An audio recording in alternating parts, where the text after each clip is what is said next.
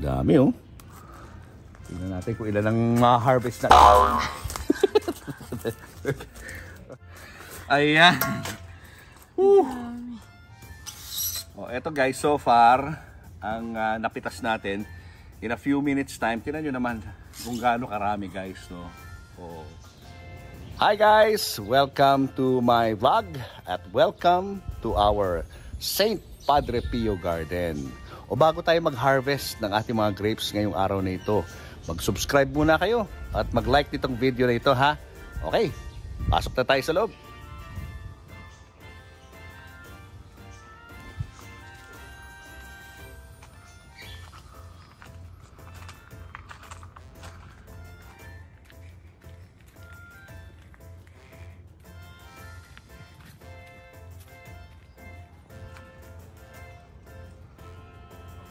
Dumating na po sa punto na kinakailangan natin mag-harvest. Kasi pag hindi natin hinarvest, mabubulok lang ito at kakainin ng mga ibon. So bago kainin ng mga ibon, mag-harvest na tayo ng ating mga grapes. Ibig muna tayo. Ayan. Tan tan tan tan tan tan tan tan. Tan tan tan. Medyo may ano siya, may lasa siya na parang kakaiba eh. Masarap, matamis pero... Tapos ano? Si Mio ayaw kasi ano? Ano? May seedless. Hindi daw seedless. Oo. Ayan. Hindi siya seedless. Nalalaglag na nga. Kain ko tunalan. Sa atin may mga nakasabit pa rito sa ano. Ayan guys, so nakikita ninyo na napakarami talaga. This is probably one of the biggest harvest na gagawin namin dito sa aming garden since tinanim itong mga grapes na to. Sobrang dami talaga guys, no? Tingnan nyo to, isang bungkol ng grapes.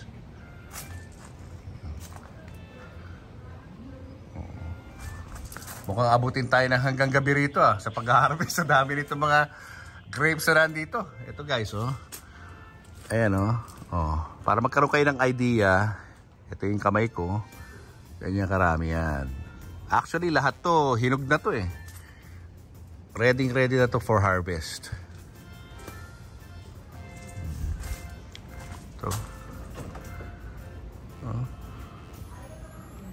Iba't ibang varieties to ng grapes na dinikit-dikit lang, no, ginrafting lang ni Cabernet para maging matamis. Ang original na grapes talaga rito ay yung variety na to. Ito. Ayan. Ganyan. Wine grape siya. Combination ng green at red. Pero, ito.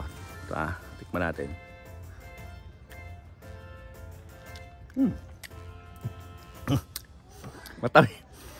Matamis siya ng konti na maasim na mapakla. Kumbaga, hindi siya table grape type, no? Parang pangluto, ganung klase, may asim-asim. Oo. Pero yung mga bago naming grape variety na dinugtong ni Cabernet ay ito mga to. Yan. Kung nakikita nyo, ito hinog na, oh. Medyo nasisira na nga sa sobrang kahinugan. So, simulan na po natin na mag-harvest. Pitasin na natin yung mga kaya natin pitasin ngayong araw. Yan. Okay. Medyo nabulok na ibang parte nitong bungkos ng grapes. Ito pa. Yan. Uy, dami oh. Tingnan natin kung ilan ang ma-harvest natin. Ano? Ito? Ayan. Teka, nakasabit siya. Ano? Ayan. Okay. Next.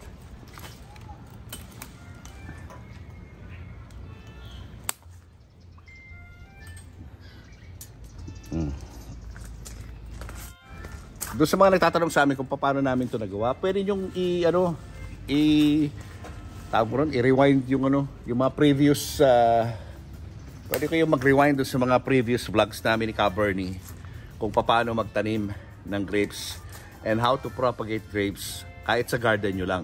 Kasi marami nagtataka kung paano namin naparami itong mga fruits na to.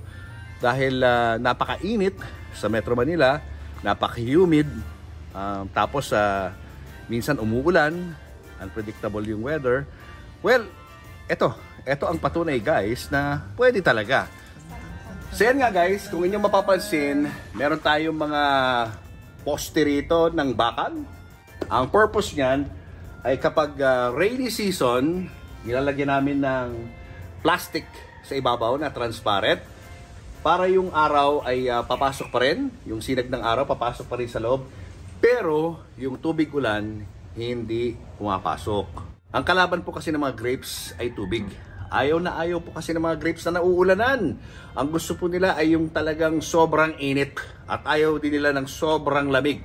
Gusto nila yung mainit, humid, katulad dito sa Metro Manila. Kahit sa mga dagat, malapit sa dagat, nako, gustong-gusto ho yan ng mga grapes. Kaya, eto, na-propagate namin yung mga halaman namin dito. May mga paraan guys, no? Hindi ito madali, no? May mga methods na pinakita kami ni Ka Bernie noon sa aming mga previous vlogs. So, ito po yung original na mother plant ng aming grapes. Ang variety nito ay wine variety daw to, sabi ni Ka Bernie, yung hindi talaga siya pang table wine, meaning hindi siya ganun ka-edible as compared dun sa mga naidugtong namin. Ang ginagawa namin dito para madugtungan ng ibang variety ng grapes, so magpuputol tayo dun sa mother vine, tapos idudugtong natin yung tangkay ng ibang variety, tapos babalutan natin itong plastic na to. Yun. Pagkatapos nun, lalaki na siya, hahaba na yung vine na yun, hanggang sa magbunga na siya nung bagong variety ng grapes. Na-retain pa rin namin yung mga luma. O ito, tignan nyo to. O, black variety. Tikman natin ha, kung ano lasa. Ito. Ayan, black variety to guys, no?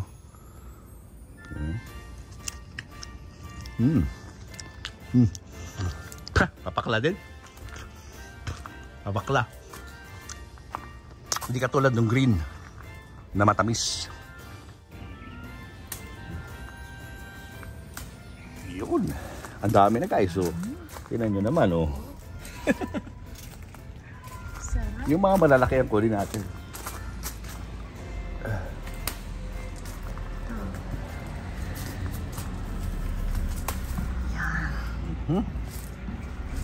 Pa. Ayun. Dami. Dami. So.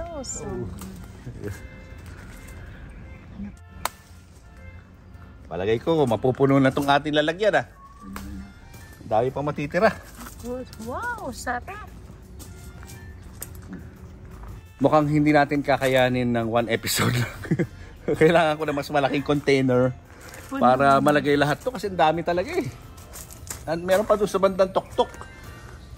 Medyo mahirap, aakitin pa natin yun. Oop, ayun. Okay. Ayan. Teka, ito pa.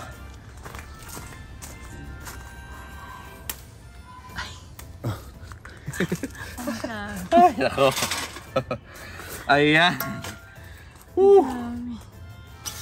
Oh, eto guys, so far, ang napitas natin, in a few minutes time, tingnan nyo naman kung gaano karami guys, no?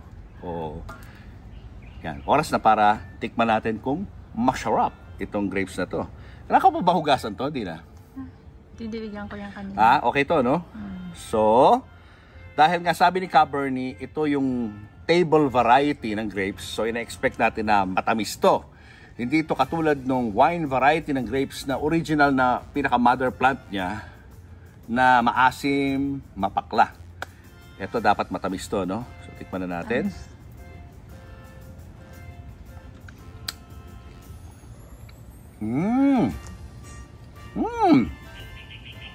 Matamis.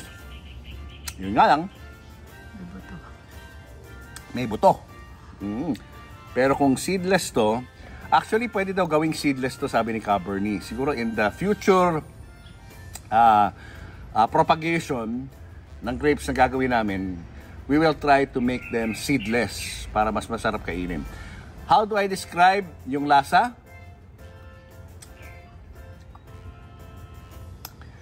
Close to the grapes na nabibili ninyo sa mga supermarket. Hindi siya super tamis, no? As compared to the ones in the supermarket. Pero matamis na siya. Ang problema lang dito, syempre, may buto. Pero kung iisipin mo na hindi mo siya hinaluan ng mga chemicals para mas mabilis lumaki, mas healthy ito. Kahit na medyo maasim-asim lang ng konti, pero matamis pa rin siya. Unlike yung sa mga groceries, sa mga supermarket, na baka nilagyan na ng mga chemical yun, mga fertilizer para mas mabilis lumaki. Yun lang, no? Ito talagang organic, kumbaga, yung pagpapalaki namin sa aming mga grapes. Yun. Ayan, so yan nakikita nyo guys, no? Dahil medyo matagal bago natin na-harvest, may mga bahagi na ng grapes na nabulok. Ayan, no? Hindi na syempre pwedeng kainin yan. Ihiwalay mo na lang. Ngayon, sobrang ripe na kasi. Ayan, no? Ayan. Hindi na pwedeng kainin yung mga yan.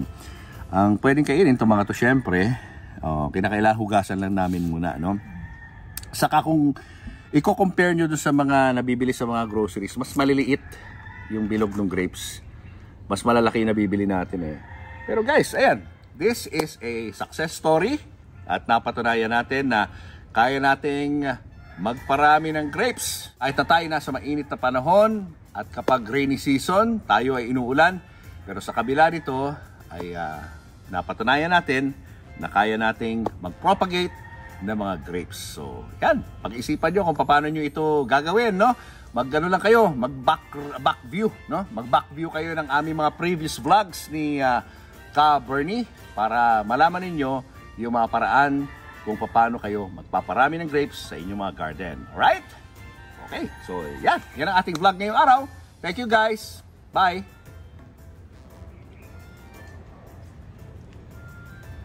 Subscribe to this channel, like our videos, and post your comments below. And always hit the notification bell.